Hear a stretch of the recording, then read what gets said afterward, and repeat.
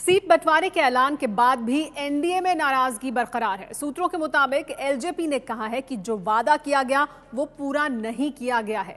LJP सूत्रों के मुताबिक 42 का वादा किया गया था, लेकिन 40 सीटें दी गईं। आज सीट बंटवारे को लेकर जो ऐलान हुआ है उसमें बीजेपी 160, एलजेपी 40, आरएलएसपी 23 और हमको 20 सीटें मिली हैं। इस पर और ज्यादा जानकारी के लिए हमारे साथ जुड़ गए एबीपी न्यूज संवाददाता प्रशांत। तो प्रशांत, अब एलजेपी नाराज हो गई है, क्या उनसे वादा किया गया था जो उनको लग रहा है कि वादा खिलाफी हो गई? देखिए सुमेरा, एलजेपी की नाराजगी मुझे लगता है इस बात को लेकर ज्यादा है, सीटों की संख्या से ज्यादा इस बात को लेकर है कि जब उन्हें जितनी सीटें ऑफर की गई थी उस समय जो जीतन राम मांझी हैं उनको उतनी ज्यादा सीटें ऑफर नहीं की गई थी जितनी अब उनको दी गई, अब जीतन राम मांझी को दी गई। लिहाजा मुझे लगता है कि एलजेपी की नाराजगी इस बात को लेकर ज्यादा है। और आज जैसे ही प्रेस कॉन्फ्रेंस खत्म हुई सुमेरा, उसके बाद ही चिराग पासवान और रामविलास पासवान वहां से तुरंत ही निकल गए। बाकी सभी नेता बाद में मीडिया के साथ बातचीत करने के मौजूद रहे।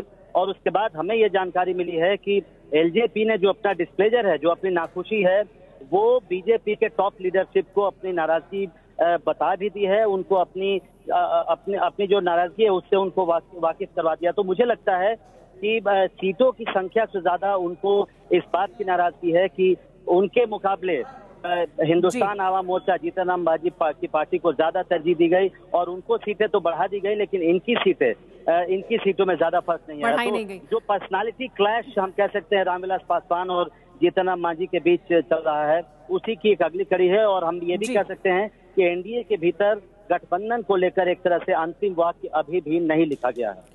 प्रशांत, बहुत बहुत शुक्रिया इस तमाम जानकारी के लिए। जैसे कि प्रशांत ने जानकारी दी कि सीट कितनी मिली उससे ज्यादा नाराजगी इस बात को लेकर है कि जीतन राम मांझी का कद बढ़ता हुआ दिखाई दिया है सीट बंटवारे को लेकर रामविलास पासवान को, क्योंकि 40 सीटें उनकी पार्टी को मिली है यानी एलजेपी को, और 20 सीटें मिली हैं जीतन राम मांझी की हिंदुस्तान आवाम मोर्चा पार्टी को। इस वजह से नाराजगी है। इससे पहले जब प्रेस कॉन्फ्रेंस हुई तो उसके बाद सबने मामला सुलझ गया है, ये कहा था कोई विवाद नहीं है। भारतीय जनता पार्टी 160 सीट लड़ेगी, लोक जनशक्ति पार्टी 40 सीट लड़ेगी, राष्ट्रीय लोक समता पार्टी 23 सीट लड़ेगी, हिंदुस्तान अवाम मोर्चा 20 सीट लड़ेंगे। इसी के साथ एनडीए में सीटों के बंटवारे पर 5 दिन से चल रहे विवाद पर पर्दा गिर गया। 20 सीट के साथ मांझी की पार्टी को बीजेपी ने यह भी ऑफर दिया है कि उनकी पार्टी के कुछ नेता चाहें तो बीजेपी के टिकट पर चुनाव लड़ सकते हैं। जिसका जनाधार है, जो पॉपुलर है गरीबों में, अगर उसको सीट ज़्यादा दीजिएगा, लड़ने का उसको मौका मिलेगा, हम समझते हैं कि उसके उम्मीदवार ज़्यादा जीत के आवेंगे।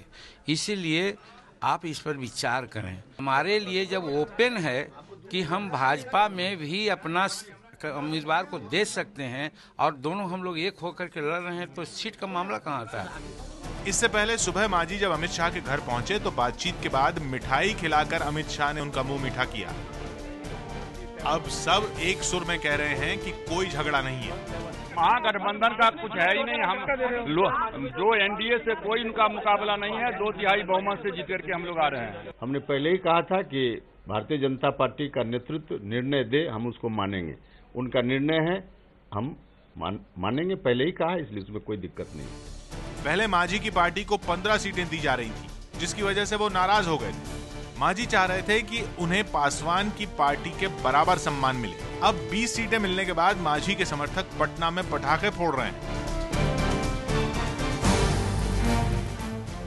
बीजेपी ने कहा है कि उनका लक्ष्य 185 सीट जीतने का है।